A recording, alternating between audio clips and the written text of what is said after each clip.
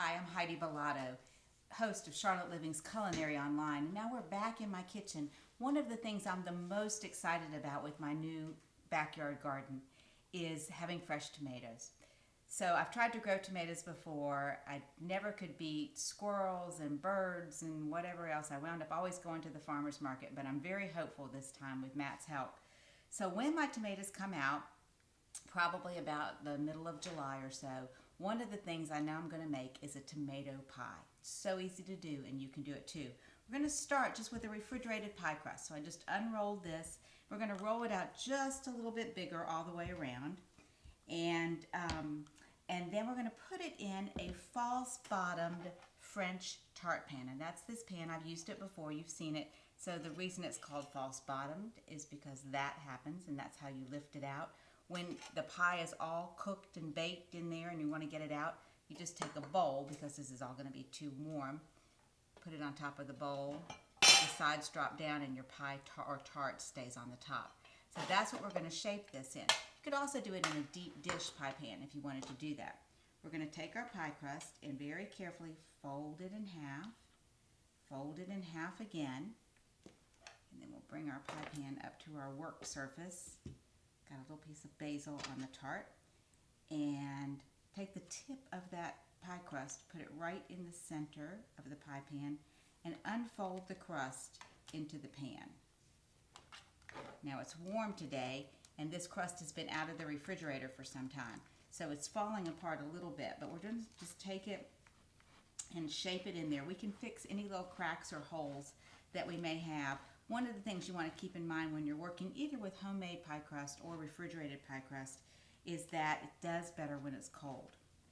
Push everything up to the sides as much as you can, and then take your rolling pin and just roll over the top of the crust.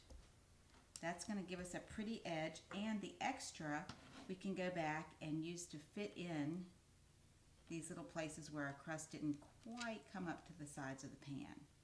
So we'll just press that together. It's like Play-Doh, really. It's so easy. And this is another good thing to do with your kids in the kitchen in the summer. Start making pies in the summer, and come Thanksgiving, you're going to have a house full of pie making experts to do your sweet pies with. This is a savory pie, though, much on the line of a quiche, but it really highlights the flavors of fresh summer tomatoes and fresh basil and local eggs.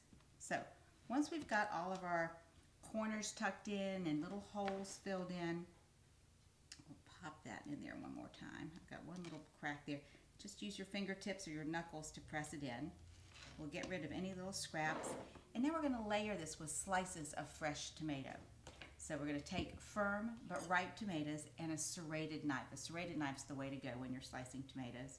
And we're going to cut thin slices. These are beautiful summer tomatoes, locally grown. It happens that these are hothouse tomatoes, but any kind of fresh summer tomato will work well. We're not going to season anything right now except just the with the basil that we're using in the pie, because we're going to put layers of Parmesan cheese in here, and the Parmesan cheese is salty enough to act as pretty much the only seasoning you'd want. Now, if you want to do something a little spicier, you could also layer in some caramelized onions or some raw onions if you wanted to do that.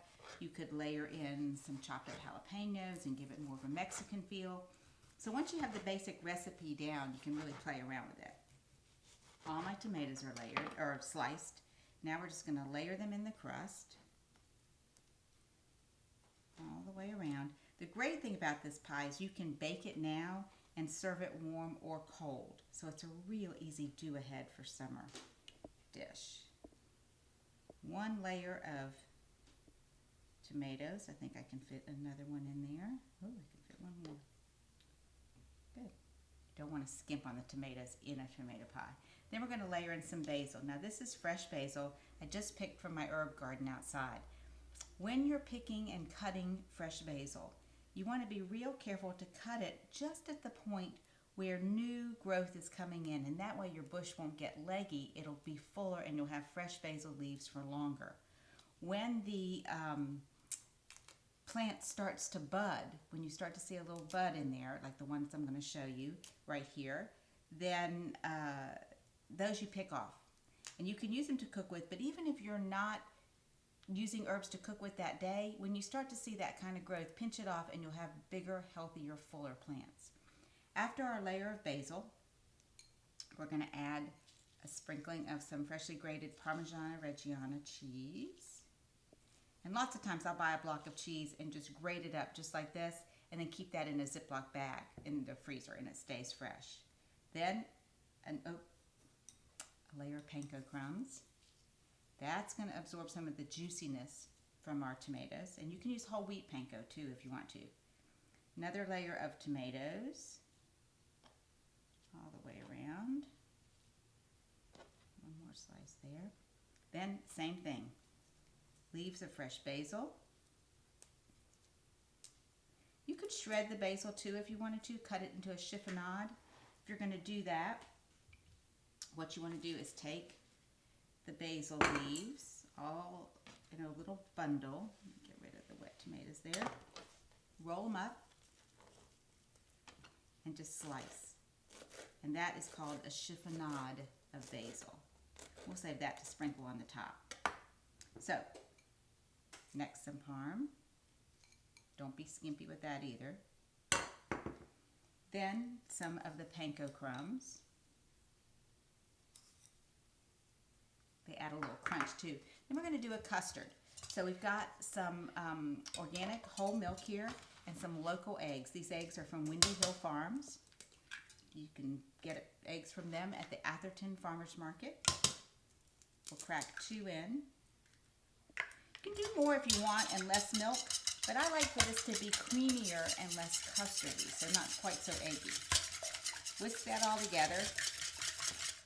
Pour it over the top until it comes about halfway up the tart shell. Don't overfill. There we go. Perfect. Now, because we've got the false bottom pan, we want to be careful about putting it in the oven. If you accidentally slide your hand underneath there, you're going to have a mess. So use a cookie sheet. Just put that right there. We'll put our pan right on top of our cookie sheet. We're going to top that with our chiffonade of basil. A little bit more. Then that goes right in the oven. And it bakes at 350 degrees for about 20 minutes or so. We'll put it in now.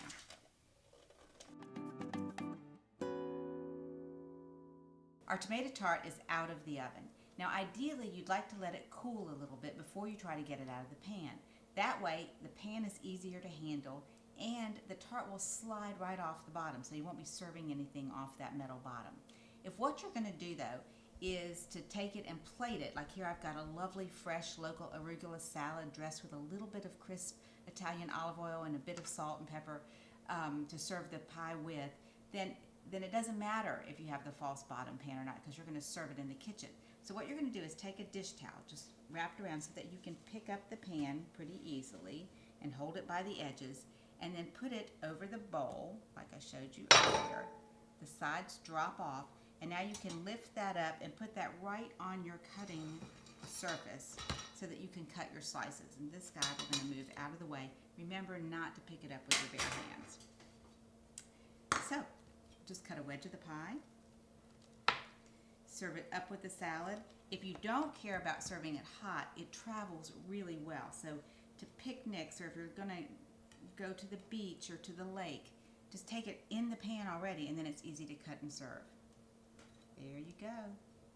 Ready to go. Fresh tomato pie and local arugula salad. Doesn't get better than that. Have a happy time cooking this summer, and I'll see you soon. I'm Heidi Billotto from Charlotte Living Culinary Online.